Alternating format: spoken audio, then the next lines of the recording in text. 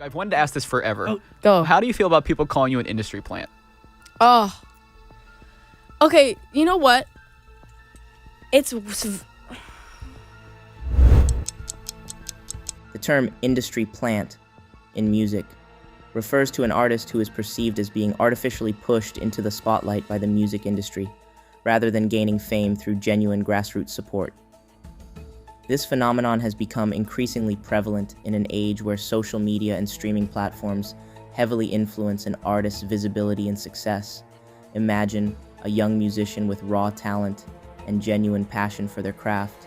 They write heartfelt lyrics, spend countless hours honing their skills, and perform tirelessly at small venues, hoping to catch the attention of a record label or influential music tastemakers. However, in today's hyper-commercialized music landscape, talent alone doesn't always guarantee success. Instead, record labels may seek out artists who fit a specific image or sound, and then invest substantial resources into promoting them, often at the expense of more authentic voices. One prime example of an alleged industry plant is Billie Eilish. Despite her young age, she burst onto the music scene with a fully formed aesthetic and sound.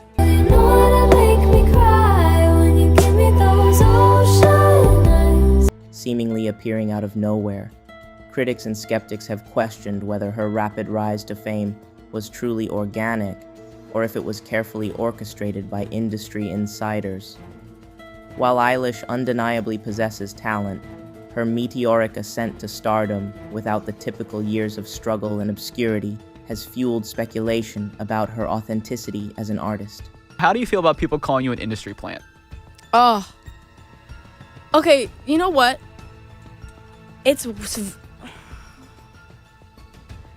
I just want to hear the reasons why that's said. Because I could understand it for somebody that, you know, I don't want to name names because I actually don't believe in the industry plant because it's actually impossible to make somebody genuinely successful, and it be fake.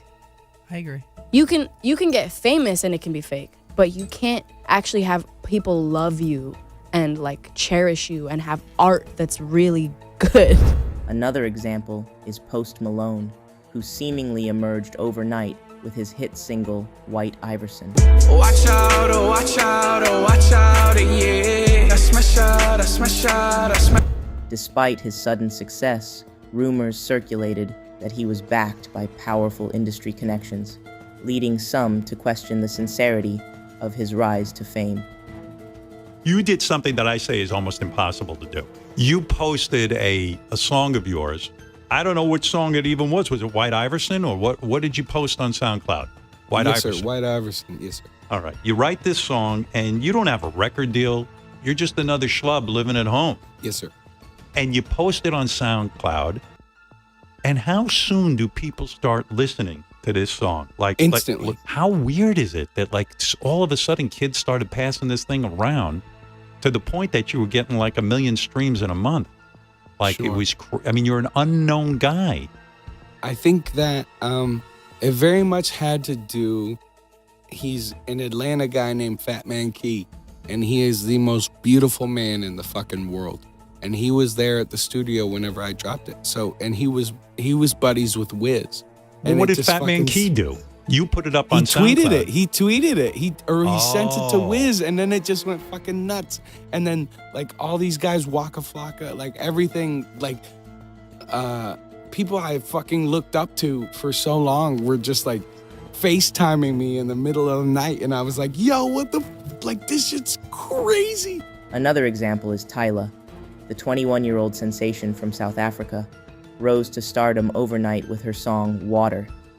Make me harder, make me lose my breath, make me water.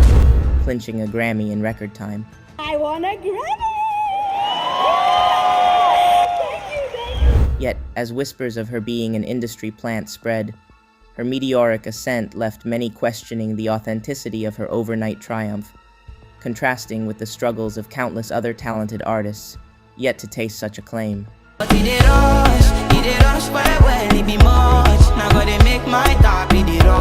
Tyla, this is where I'm going. Oh, yeah, Water. Water. Yeah. She's like the biggest artist in New York that Yeah. people know is from SA. Wow. She's massive. And he was telling me, and you don't know, it's Nota, man. You don't know if this is true or not, but I think he's onto something. But he's saying that should have been Shoma Josie. So what happened is, Shoma Josie was dating her videographer, some white guy, right? Okay. And then they broke up. So when they broke up, this videographer started dating Tyla, right? Yo. And then he started like shooting music videos for her, and then he took her to America. So like, you know when Shoma Josie was on like John Cena and doing all those things? Yeah, on Ellen Yeah, there was DeGeneres. a team behind that. And it was the videographer's influence. Yes. Whoa. So now that team is on Tyla now. They're focusing on Tyla. Wow. They're pushing her like crazy. Nice to see. His team put him in, that space as well. But it wasn't maybe his time or... No, man. It's all manufactured, dog. Even the numbers are manufactured. Who? Tyla, those numbers, they're not real. What do you mean they're not real? She's been pushed by the 8 label. million people streaming are real. Man, dog, you from radio, do you know Payola? Yes. Okay, yes. cool. So radio's dead now. Where's the Payola money going to? Streams. It's all manufactured, dog. No. But who do you pay then? You pay who? No, it's the major labels. So if you open up your phone right now, Yeah. you must check the top 10 streamed songs in SA, for example. Yeah. It's all artists that belong to major labels because they have a monopoly on the streams. Oh. Yeah.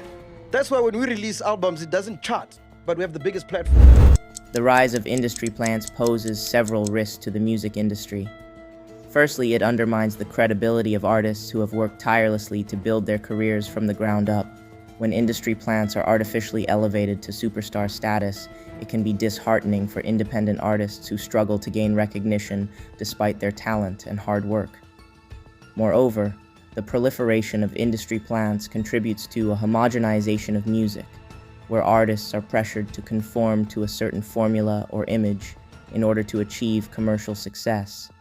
This stifles creativity and innovation, as record labels prioritize marketability over artistic integrity.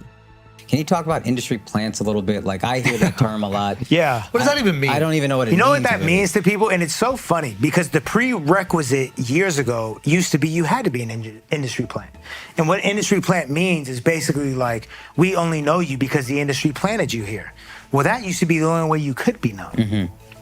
Yeah. Think about it, right? It's like the first time I heard J. Cole was 2009 on Blueprint 3 on A Star Is Born. Right. I remember I bought Blueprint 3 and Cuddy's debut on the same day, September 9th, I think, 2009, right? September 13th, something like that. That was the first time I heard J. Cole. Then I heard the warm-up, and it was a rap, and I was a fan. Mm-hmm.